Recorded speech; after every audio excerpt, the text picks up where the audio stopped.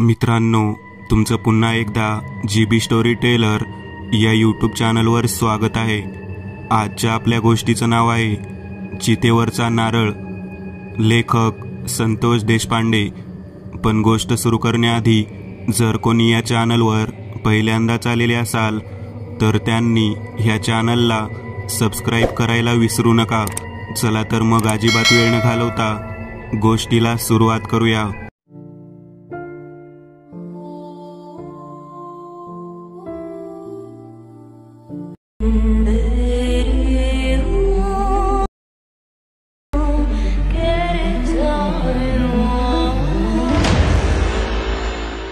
बेवारस प्रेतांचा अंत्यविधी करण्याचे काम आमच्याकडे कायम असायचे।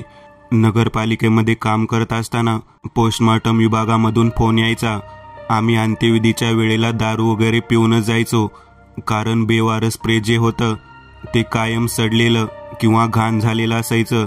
त्या कामाचा आम्हाला वीट आला होता, परंतु कामाचा भाग म्हणून आम्हाला ते कार्य करणे गरजेचे असायचे। अधिकारी वर्ग आमच्यासोबत उगं नावाला कागदोपत्री असायचे, बाकी सगळी विल्हेवाट मी स्वतः आणि माझा मित्र जगू हाच लावत होता। मी साहेबांचा फोन आल्यावर अंत्यविधीची तयारी करायची म्हणून सेंट्रल नाक्यावरून जाऊन साहित्य घेऊन आलेलो होतो। त्याच वेळेला बेवारस असणारी बाई आहे हे समजलं। आमच्या सेंट्रल नाक्याच्या बाजूला असलेल्या खोलीमध्ये एक पोतराज त्या ठिकाणी आलेला दिसला। मी साहित्य घेऊन तिकडे निघालेलो होतो। त्या बाईला कोणीच नाही हे समजल्यामुळे खूप वाईट वाटत होतं। प्रेत केवळ 29 वर्षाचं होतं। 29व्या वर्षी कोणीच नातेवाईक नाही, असं कसं काय होऊ शकतं याचा विचार आम्ही करत होतो। जगू मला म्हणाला, आपल्याला काय करायचंय, जाऊयात आणि अंत्यविधी करून येऊयात। त्या बाईच्या प्रेताचे सर्व फोटो वगैरे काढून घेण्यात आले होते। इतक्यात तो पोतराज जो होता तो आमच्या पाठोपाठ त्या ठिकाणी आला। आमच्याकडे पाहत म्हणाला, एक काम करता का? काय काम करायचं आहे? विधिवत पद्धतीने या बाईचा अंत्यविधी करा। मी तुम्हाला एक नारळ देतो, तो नारळ तिच्या चितेवर ठेवा। तिच्या प्रेताला जेव्हा भडाग्नी द्याल तेव्हा तो नारळ मला त्यातून काढून परत द्या। त्या कामाचे मी तुम्हाला 5000 रुपये देईन। त्या पोतराजासारख्या दिसणाऱ्या व्यक्तीला हे सर्व काही बोलत असताना आम्ही पाहिलं। देशी दारू पिऊन आम्ही दोघेजण हे कार्य करत होतो। अचानक एकदम 5000 रुपये मिळणे हे आमच्यासाठी खूप आश्चर्यकारक होतं। मी त्याच्याकडे पाहत म्हणालो, तुझाच नारळ तो चितेवर ठेवणार आणि आमच्याकडून परत घेणार, आणि आम्हाला म्हणतोयस की 5000 रुपये आम्हाला तो देणार? वेडाबिडा आहेस का तू? का दिवसा दारू पिली आहेस तू? तेव्हा तो म्हणाला, मी सांगतो तेवढं करा, तुम्हाला काय करायचंय, तुमचा पैशाशी मतलब। जगू मला म्हणाला, असेही बाई बेवारस आहे, आपल्याला काय, कसं तरी ते जळणारच आहे। आपणच तिचे वारसदार म्हणून जाणार आहोत। जरी या पोतराजाने तिच्या चितेवरचा ठेवलेला नारळ मागितला असला तरी दिले तर काय हरकत आहे?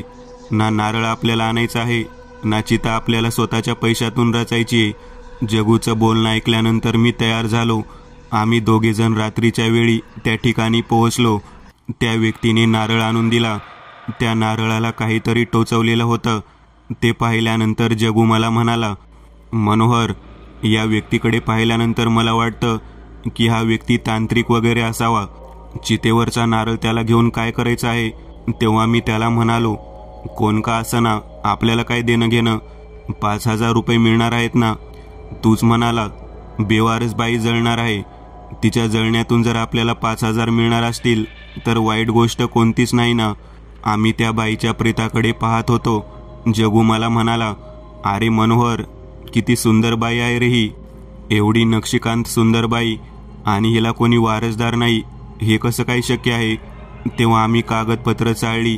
ती बाई मुळात आमच्या भागातील नव्हतीच, कोणत्या भागातली होती ते कळत नव्हतं, परंतु तिचा चेहरा महाराष्ट्रीयन वाटत नव्हता।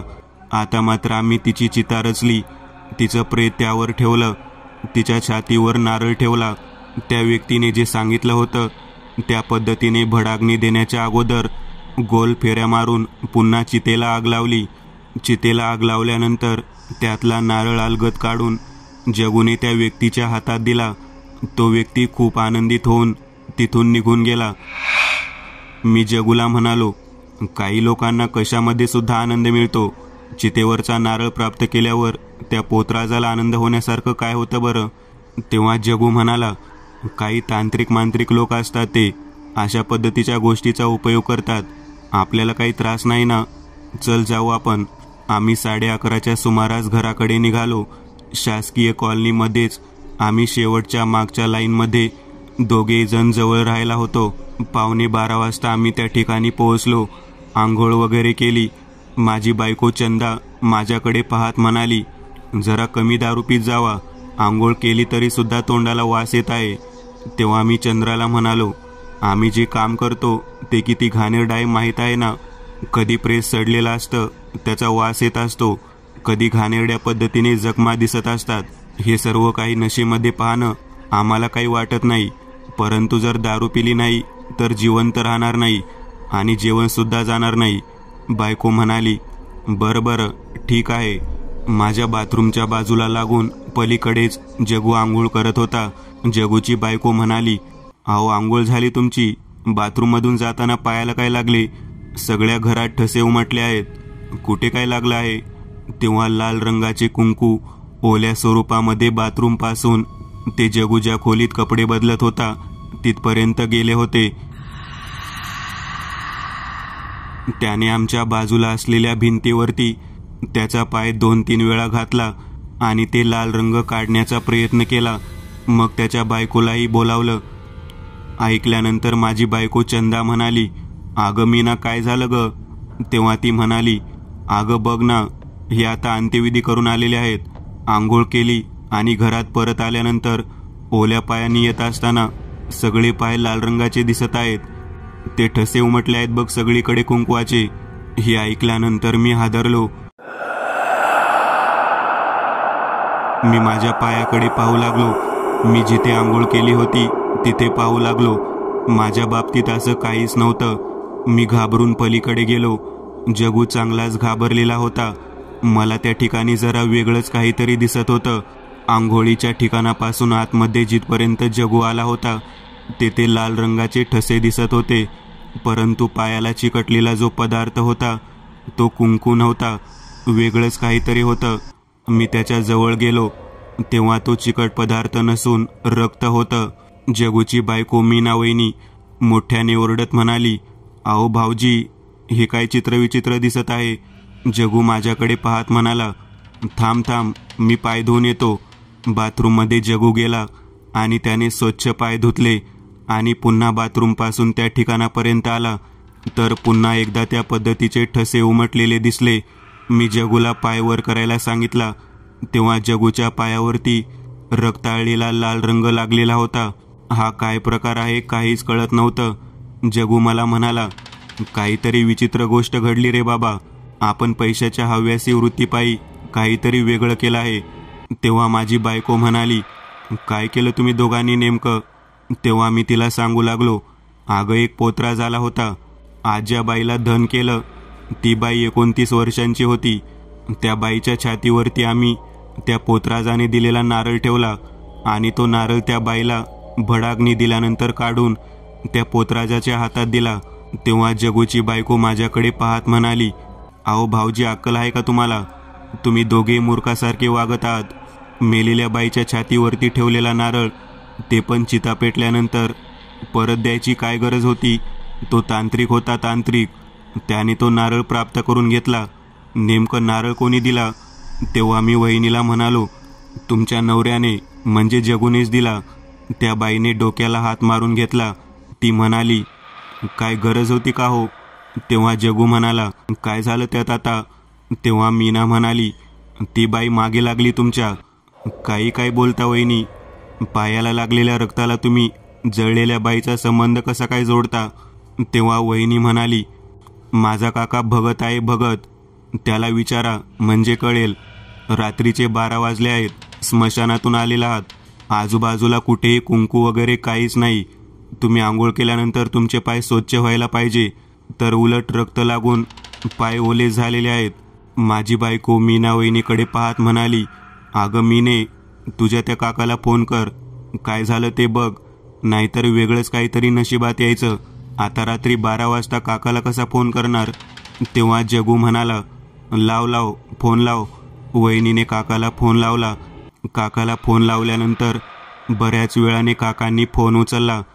तो म्हणाला, काय झालं, एवढ्या रात्री का फोन केला आहेस? तेव्हा तिने सांगायला सुरुवात केली, माझ्या नवऱ्याने बेवारस प्रेत जाळत असताना त्याच्या चितेवरती नारळ ठेवला. तो नारळ एका पोतराजाने दिला होता. तो नारळ एका बाईच्या छातीवरती ठेवून चिता पेटवल्यानंतर तो परत काढून त्या व्यक्तीला दिला. त्याच्या बदल्यात 5,000 रुपये घेतले आहेत नवऱ्याने. तेव्हा बघत असलेला काका तिला म्हणाला, तुझ्या नवऱ्याला देवाने अक्कल वगैरे दिली आहे का नाही? तो पोतराज नसेल, मांत्रिक असेल. पोतराजाचे कपडे घालून येऊन त्याने फसवलं.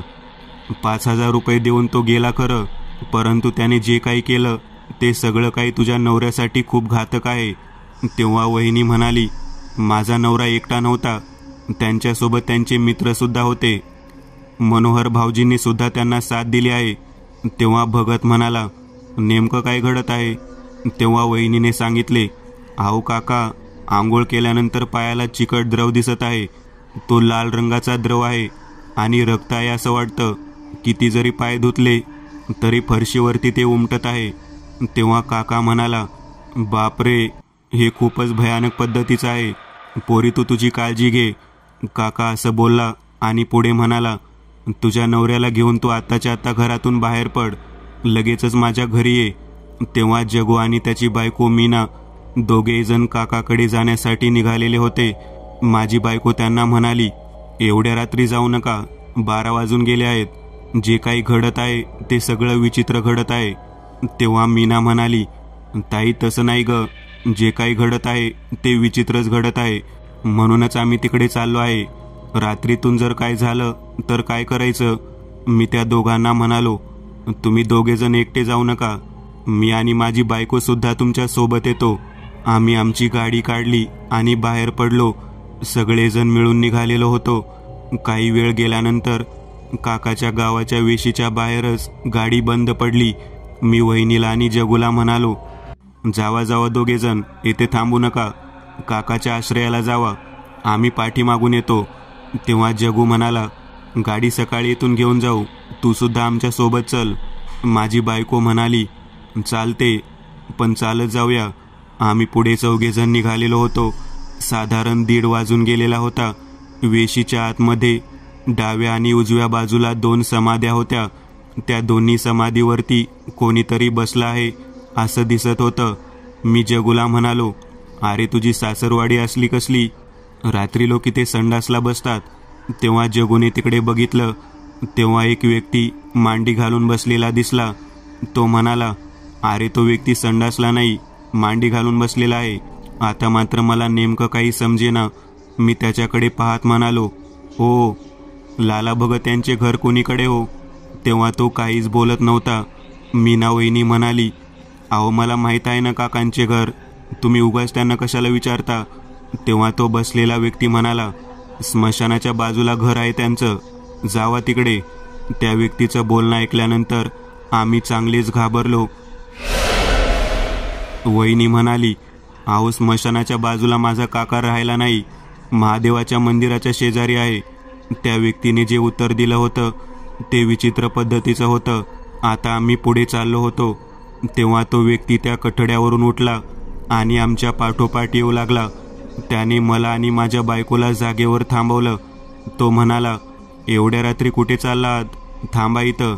मी म्हणालो, तुम्ही कोण आहात? मी या ठिकाणी गस्त घालत बसलो आहे. तुम्ही या गावचे दिसत नाही.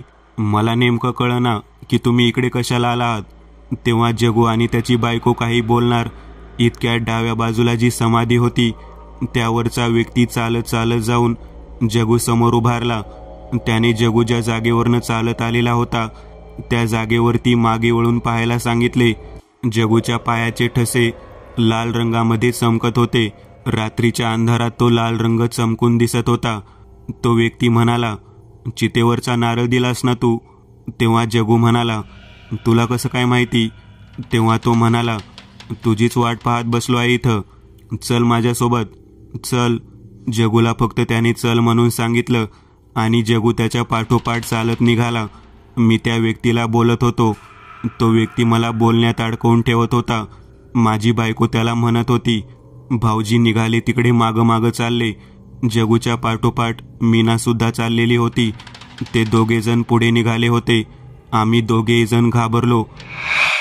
त्या गस्त घालणाऱ्या व्यक्तीला म्हणालो, अहो आमचे मित्र आणि त्यांची पत्नी यांच्या काकाकडे आलो आहोत, आम्हाला जाऊ द्या ना. तेव्हा तो म्हणाला, आता जायचंय ना तर गाडी जिथे बंद पडली आहे तिथून गाडी घे आणि घेऊन परत घरी जा. ते त्यांच्या काकांच्या घरी पोहोचले. तू नकोस थांबू इथे. मी त्याला म्हणालो, माझा मित्र जोपर्यंत परत येत नाही तोपर्यंत मी इथून जाणारच नाही. तेव्हा तो व्यक्ती म्हणाला, तुझा मित्र त्याची बायको काकाच्या घरी पोहोचले रे, तू उगाचच येथे थांबू नकोस. 3 वाजल्यानंतर तुला इथे थांबता येणार नाही. माझी बायको त्याच्याकडे पाहत म्हणाली, तुम्ही दोघेजण कोण आहात? या गावामध्ये या बाजूच्या समाधीवरती बसून काय करतात? तेव्हा तो म्हणाला, आम्ही दोघेजण गस्त घालणारे व्यक्ती आहोत. माझ्यासमोर असलेला व्यक्ती त्या तुमच्या मित्राला आणि त्याच्या बायकोला त्याच्या काकाच्या घरी घेऊन गेलेले आहे. तेव्हा माझी बायको म्हणाली, आम्ही मध्यरात्री आता परत गाडी चालू होत नाही म्हटल्यावर त्यांच्या घरी जाऊ शकत नाही का? तेव्हा तो व्यक्ती म्हणाला, तुमची गाडी चालू होईल, जावा. गाडी सुरू झाली की परत तुमच्या घरी जावा, इकडे येऊ नका. स्मशानाजवळ राहतात ते. मी त्या व्यक्तीला म्हणालो, त्या माणसाला कसं काय माहिती? त्या जगूने चितेवरचा नारळ दिलेला आहे ते. तेव्हा तो म्हणाला, ज्या व्यक्तीने चितेवरचा नारळ काढून दिलेला आहे त्या व्यक्तीच्या पाठीमागे रक्ताचे छाप उमटतात, म्हणूनच मी ओळखलं.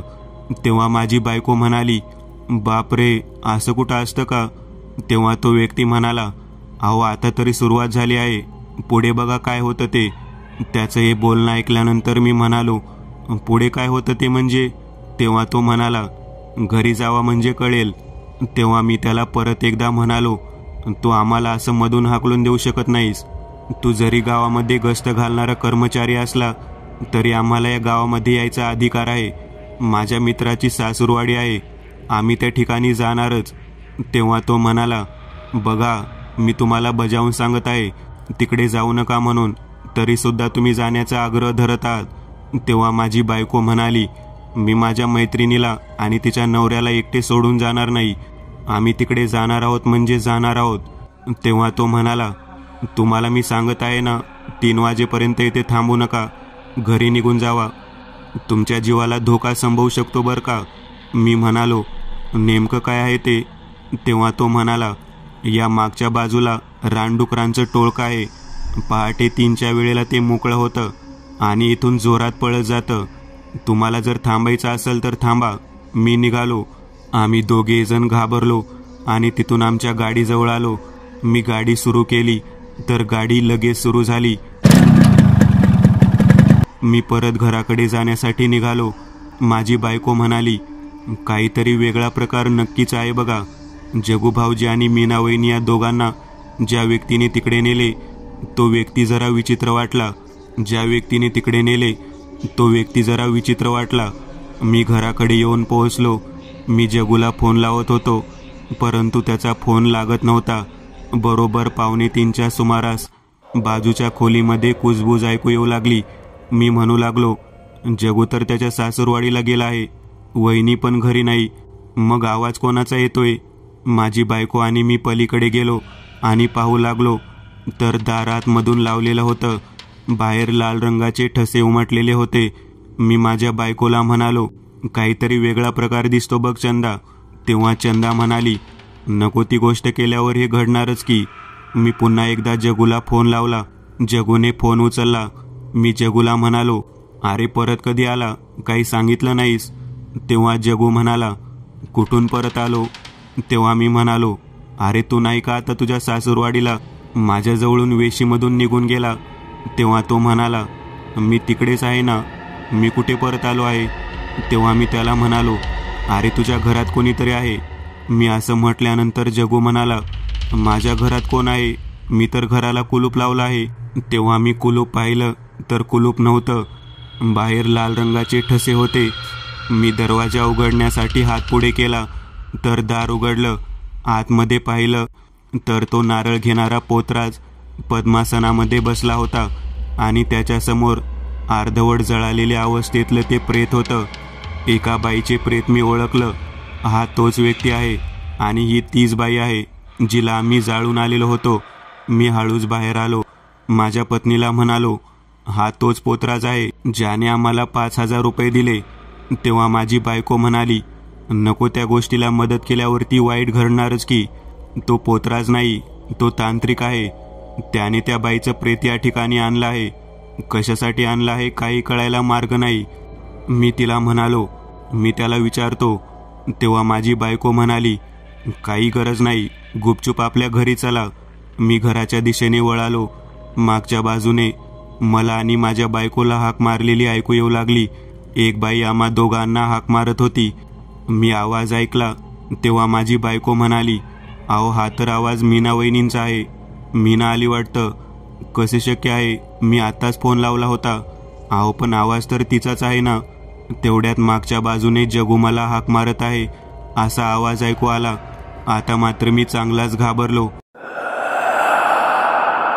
आतमध्ये मी तांत्रिक बघितला होता. तो पोतराज, त्याच्यासमोर अर्धवट जळालेलं त्या बाईचं प्रेत आणि त्यावरती ठेवलेला तो नारळ. अचानक जेव्हा त्याच्या बायकोचा आवाज कसा काय आला म्हणून मी मागे वळालो तर जगू आणि त्याची बायको दोघेही जण दरवाजामध्ये उभारलेले दिसले. माझी बायको म्हणाली, तुम्ही कसं काय आलात? गाडी नाही, वाहन नाही, काही नाही, कसं काय इथे आला? तेव्हा ते दोघे जण आमच्याकडे पाहत हसत होते. 3:30 पावणे 4 वाजले होते. मी जगूला म्हणत होतो, अरे जगू, सांग तरी, कसं काय आलास तू ते? तेव्हा तो काहीच न बोलता आपल्या बायकोला आत घेऊन गेला आणि दरवाजा लावून घेतला. मी आणि माझी बायको दोघेजण इतके घाबरलो, आम्ही दोघे झोपलोच नाही. आम्ही फक्त विचार करत होतो की नेमकं घडलं तरी काय. माझी बायको म्हणाली, चितेवरचा नारळ जगू भाऊजीने दिला होता ना? मी म्हणालो, हो, कदाचित त्याचा वापर त्या पोतराज म्हणायच्या मांत्रिकाने केला वाटतं. तेव्हा मी म्हणालो, काय केलं असेल त्याने? आता आपल्याला लगेच कसं कळणार? मला वाटतं आपण दिवस उजाडल्यानंतर मीनाच्या काकाकडे जाऊ. आपण त्यांना सगळं खरं सांगू. ते दोघे जण तिकडेच गेले होते ना?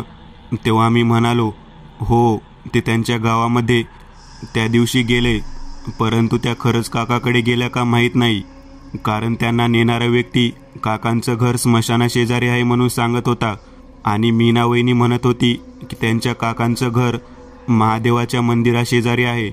काहीतरी विचित्र घडलं आहे बघ नक्की. दिवस उजाडला होता. बाजूच्या घरामध्ये पाहिलं तर कोणीच नव्हतं, कुलूप होतं.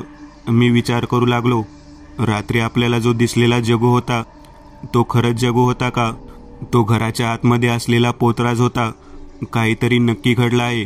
माझी बायको मला म्हणाली, चला चला, लवकर गाडी काढा, आपल्याला मीनाच्या काकाकडे जावे लागेल. आम्ही त्या गावाच्या दिशेने गेलो. वेशीच्या ठिकाणी आम्ही पोहोचल्यानंतर त्या ठिकाणी जे दोन्हीकडे होते त्या कठड्यावरती पाहिलं तर त्या ठिकाणी 2 नारळ फोडलेले दिसले. त्या फोडलेल्या नारळातून पाण्याच्या ऐवजी लाल रंगाचा द्रव पदार्थ दिसत होता. माझी बायको मला म्हणाली, मी तुम्हाला म्हणत होते ना, नक्कीच काहीतरी विचित्र घडलं आहे. ते रात्री भेटलेले जे दोघे जण होते ते मुळात गस्त घालणारे व्यक्ती नव्हतेच. चला चला, महादेवाच्या मंदिराजवळ चला. आम्ही महादेवाच्या मंदिराजवळ जाऊन पोहोचलो. काकाला बोललो, मीना आलेली आहे काका? काका म्हणाला, हो, रात्री आली होती आणि रात्री 2लाच परत गेली. तुम्ही वेशीच्या बाहेर गाडी घेऊन थांबलेला आहात म्हणून सांगितलं तिने. मी डोक्याला हात लावला. नेमका काय प्रकार घडला आहे ते काकाला मी सांगू लागलो. काका माझ्याकडे आणि माझ्या बायकोकडे पाहत म्हणाला, तुम्ही तुमच्या घरामध्ये त्या दोघांचा आवाज ऐकला? होय. तो पोतराज घराच्या आतमध्ये अर्धवट जळालेल्या प्रेताच्या वरती नारळ ठेवून काहीतरी मंत्र म्हणत होता. मी घराच्या बाहेर आलो आणि मला जगूचा आणि वहिनींचा आवाज ऐकू येऊ लागला. तेव्हा काका म्हणाला, अरे देवा, म्हणजे माझ्याकडे आलेला आमचा जावाई जगू नव्हता, माझी पुतणी मीना नव्हती, तर काहीतरी नक्कीच भयान घडला आहे. तेव्हा माझी बायको म्हणाली, तुमच्या गावाच्या वेशीच्या आतमधल्या बाजूला जिथे कठडा आहे, समाधी कट्टा आहे, तेथे 2 नारळ फोडलेले पाहिले. त्यातून रक्त येत होतं. आता मात्र काका चांगलाच घाबरून गेला. तो आमच्यासोबत आमच्या घराच्या दिशेने येण्यासाठी निघाला. तो आमच्यासोबत वेशीपर्यंत आला. तेथील ते 2 नारळ हातात घेतले आणि तो म्हणाला, या दोन्ही नारळातून मला कळेल की नेमकं काय घडलं आहे ते. तुम्ही आता तुमच्या घरी जाऊ नका, माझ्यासोबत चला. आम्ही काकासोबत डोंगरावरती असलेल्या एका मंदिराच्या दिशेने निघालो. देवीच्या मंदिराच्या बाहेरच्या बाजूला एक मोठं कडुलिंबाचं झाड होतं. त्याच्या खाली परडी घेऊन एक बाई बसलेली दिसली. तिच्याकडे पाहत काका म्हणाला, आक्का, चितेवरचा नारळ कधी कोणीतरी माझ्या पोरीच्या आणि जावयाच्या बाबतीत केलेला आहे. तेव्हा आक्का म्हणाली, तुझ्यासोबत कोण खला आहे, आमच्याकडे पहा. त्या बाईने प्रश्न केला. तेव्हा काका म्हणाले, हे माझ्या जावयाच्या शेजारी राहणारे 2 जण आहेत. तेव्हा ती म्हणाली, या व्यक्तीने त्या सैतानाला प्रत्यक्ष पाहिलं आहे. या व्यक्तीने रात्रीसुद्धा त्याच्या 2 साथीदारांना पाहिलं आहे. मी त्या बाईकडे नमस्कार करत म्हणालो, हो आक्कासाहेब, मी स्वतः पाहिलं आहे. मी सांगितलं. जगूने त्या 29 वर्षाच्या बाईच्या प्रेतावरील नारळ त्या पोतराजाला दिला होता. तो पोतराज जगूच्या खोलीमध्ये मी स्वतः पाहिला आहे. तेव्हा ती बाई म्हणाली, तो पोतराज नव्हता वेड्या, तो तांत्रिक होता आणि त्याच बाईचं प्रेत तुम्ही जाळलं. ती बाई त्याची बायको होती. ती दुर्धर आजाराने मरून गेली. स्वतःच्या बायकोला मृत्यूनंतर दुसरे शरीर प्राप्त करून द्यायचं म्हणून त्या पोतराजाने मीनाचं शरीर धारण करण्यासाठी हे सर्व काही केलं. एवढेच नव्हे तर समाजामध्ये राहता यावं म्हणून तुझ्या जावयाचा म्हणजे जगूचं शरीर त्याने धारण केलं. जगूला आणि मीनाला दोघांना तुझ्या घरी रात्री ज्या व्यक्तीने आणलं त्यांनी तेथून त्यांना परत घराकडे सोडलंच नाही. तेव्हा मी म्हणालो, आहो पण मी प्रत्यक्ष त्यांना पाहिलं आहे.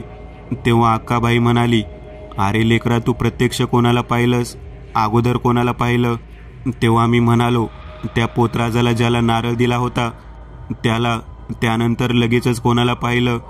मी म्हणालो, जगूला आणि वहिनीला. समजलं का तुला काय झालं ते? आता सकाळी ते दिसले का? तेव्हा मी म्हणालो, नाही, घराला कुलूप होतं. तेव्हा अक्काबाई म्हणाली, गेले ते निघून त्यांच्या गावाला. 5,000, केवळ 5,000 त्या माणसाने स्वतःच्या बायकोला नवीन शरीर मिळवून दिला आणि स्वतःसुद्धा नवीन शरीर मिळवलं. बघत असलेला काका म्हणाला, मग माझ्या लेकरांना मी परत कसे मिळवायचं? तेव्हा अक्का म्हणाली, तुझ्या जावयाच्या खोलीमध्ये जायला हवं, तेथे काही ना काहीतरी साधन सापडेल. तेव्हा आम्ही परत आमच्या घराकडे निघालो. अक्काला सोबत घेऊन आम्ही त्या ठिकाणी पोहोचलो. घराचं दार उघडण्यासाठी कुलूप तोडलं. आतमध्ये पाहिलं तर सर्व काही जसेच्या तसं अगदी टापटीप पद्धतीनं होतं. अक्का म्हणाली, तांत्रिकांनी चांगला बंदोबस्त केला आहे, पण पूर्ण बंदोबस्त करू शकला नाही. ती मागच्या दिशेने गेली. तिने बाथरूममध्ये ज्या ठिकाणी दगडावरती जगूने पाय घासले होते ते लाल रक्त पाहिलं. अक्का म्हणाली, तुझ्या जावयाला आणि लेकीला परत बोलवता येईल बरं का, परंतु एका चितेवरल्या नारळाचा बंदोबस्त करावा लागेल. काका माझ्याकडे पाहत म्हणाला, बघा कोणतं बेवारस प्रेत मिळत आहे का ते? मी म्हणालो, आता जेव्हा कोणी मरेल आणि फोन येईल तेव्हाच ते मिळणार. तेव्हा अक्का म्हणाली, आज रात्रीपर्यंत तो बंदोबस्त व्हायला हवा. मी वाट पाहत होतो. तेवढ्यात ऑफिसमधून फोन आला, एक बेवारस मुलीचे प्रेत सापडलेले आहे आणि त्याचा अंत्यविधी करायचा आहे. मला हे ऐकल्यानंतर आनंद झाला. अक्का म्हणाली, काका तू स्वतः नारळ दे आणि याच्याकडून त्या प्रेतावरून नारळ तुझ्या ताब्यात काढून घे. मी त्या नारळाला येथील रक्त लावते आणि तुझ्या दोन्ही लेकरांना बोलावून घेते. मी आणि माझी बायको अक्कांकडे पाहत म्हणालो, जर मी नारळ दिला तर मला काही त्रास होणार नाही ना? तेव्हा अक्का म्हणाली, पैसे घ्यायचे नाहीत बेटा. दक्षिणा, पैसे, धन, जर अशा गोष्टीत कोणी काही घेतलं तर त्याला दोष लागतो. तुझ्या मित्राला त्या चितेचा दोष लागला म्हणून तसं घडलं. मी सगळं काही ऐकलं आणि ऑफिसच्या जवळ असलेल्या सेंट्रल नाक्याजवळ पोहोचलो. 17-18 वर्षाची मुलगी बेवारस पद्धतीने बऱ्याच दिवसापासून मरून पडली होती. तिला दवाखान्यातून पोस्टमॉर्टम करून बांधून त्या ठिकाणी आणलं होतं. मी लगेचच पोस्टमॉर्टम झालेल्या ठिकाणी जाऊन ते प्रेत ताब्यात घेतलं आणि तेथून स्मशानात गेलो. करकरीत ती निसान झालेली होती. त्यावेळेला मला त्या मुलीच्या चितेवरचा नारळ काकाकडे द्यायचं होतं. काकाकडे तो नारळ दिला. चिता संपूर्णतः जळाल्यानंतर मी घराकडे आलो. त्या ठिकाणी अक्काबाईने तो नारळ त्या लाल रंग लागलेल्या रक्ताला लावला आणि तिने सुद्धा मंत्र साधना करायला सुरुवात केली.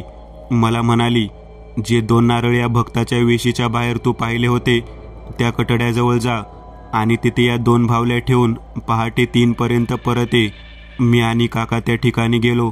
आकाबाईने दिलेल्या 2 मंतरलेल्या भावल्या त्या कठड्यावरती ठेवल्या आणि तेथून पहाटे 3 वाजता परत निघालो. आमच्या पाठीमागे कोणीतरी चालत आहे हे कळत होतं. आम्ही 2 जण वळून बघता घरापर्यंत येऊन पोहोचलो. आक्काबाई म्हणाली, मी दार बंद करते, तुम्ही त्या 2 भावल्या आत फेका. 2 भावल्या आत फेकल्यानंतर दार बंद करून घेतलं आणि आम्ही सगळेजण वळालो. तेवढ्यात आतमधून जगू आणि मीनाचा आवाज ऐकू येऊ लागला. ते 2 जण म्हणत होते, काका काका सुटलो रे, मनोहर दार उघड मनोहर. मग आक्काबाई म्हणाली, दार उघडा. दार उघडल्यानंतर आतमध्ये 2 जण आमच्याकडे पाहत होते. मी जगूला म्हणालो, काय घडलं रे? तेव्हा आक्काबाईनं सांगायला सुरुवात केली. ती म्हणाली, जगू काकाच्या गावी गेल्यानंतर त्याला त्या तांत्रिकाच्या 2 शिष्यांनी अगोदर काकांकडे नेलं. काही क्षणात त्या दोघांनी याला वशीत केलं होतं. जसं ते सांगितलं तसं मीना आणि जगू यांनी सांगितलं आणि काकापासून ते निघून घराकडे आलेच नाहीत. ते थेट स्मशानाच्या बाजूला असलेल्या त्या पोतराजाच्या त्या तांत्रिकाच्या ठिकाणी पोहोचले. तांत्रिकाने त्याला हवी असलेली व्यक्ती आल्यामुळे आनंद व्यक्त केला आणि तो अर्धवट जळालेलं प्रेत घेऊन त्यांच्या घरात आला. 2 भावल्या घेऊन त्या ठिकाणी आला आणि या दोघांचे अस्तित्व त्याने या घरामध्ये असलेल्या त्या लाल रंगाच्या रक्ताला पाहून त्या भावल्यांना लावलं. स्वतःचे शरीर, स्वतःचं अस्तित्व, त्या बायकोचं अस्तित्व त्याने त्या भावलीमध्ये कैद केलं होतं. काही क्षणात जळालेलं प्रेत आणि तो स्वतः त्या भावलीमध्ये परावर्तित झाला आणि तुझ्या मित्राच्या आणि त्याच्या बायकोच्या स्वरूपात तो स्वतःला परावर्तित करून घेऊन तुला हाक मारू लागला. त्याच्या या सर्व प्रकारामध्ये एक गोष्ट मात्र चुकली, ती म्हणजे चितेवरचा नारळ. ज्या चितेवरचा नारळ त्याच्या बायकोच्या छातीवरती ठेवला होता, तो नारळ पुन्हा त्या बाथरूममधल्या रक्ताला लावायचा होता, जो त्याने लावला नाही. तुझ्या मित्रांनी पायाला लागलेली लाल रंगाची आण समजून जिथे पाय घासला होता ती जागा मी पाहिली आणि ते त्याला परत बोलवण्याचे एकमेव साधन मला मिळाले होते, म्हणून मी त्याला बोलावू शकले. या भावल्यांना सिद्ध करून मी ते रक्त तेथे लावले, जे रक्त तुझ्या मित्राच्या पायाला लागले होते, आणि त्याला पुन्हा एकदा त्या 2 कठड्याच्या सानिध्यातून जिथे त्यांना कैद केले होते तेथून परत बोलावून आणले आणि त्या सैतानाला, त्याच्या बायकोला त्या कठड्यामध्ये बंदिस्त करून ठेवले. मी म्हणालो, त्या मुलीचा नारळ तुम्ही कशासाठी घेतला होता? तेव्हा आक्काबाई म्हणाली, या कामामध्ये एका प्रेतात्म्याचा उपयोग करता येणार होता आणि तो प्रेतात्मा त्या मुलीचा होता. त्या कारणामुळेच आपण तो विधी परत करून त्याची ते वरच्या नारळामुळेच तुझ्या मित्राला आणि त्याच्या बायकोला बोलावू शकलो. भगत आक्काबाईकडे हात जोडून म्हणाला, खरंच किती भयानक पद्धतीची ही विद्या आहे.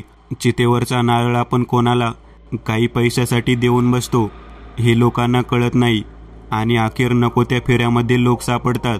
जगूकडे पाहत काका म्हणाला, जावाई बापू, जे काम करत आहात त्यामध्ये प्रामाणिकपणा ठेवा. जरी ते घाणेरडं वाटत असलं तरी ते काम आहे. आपल्या कामाची पूजा करा. वाईट गोष्टीच्या नादी लागू नका, कारण वाईटाचा शेवट वाईटच असतो, हे लक्षात ठेवा.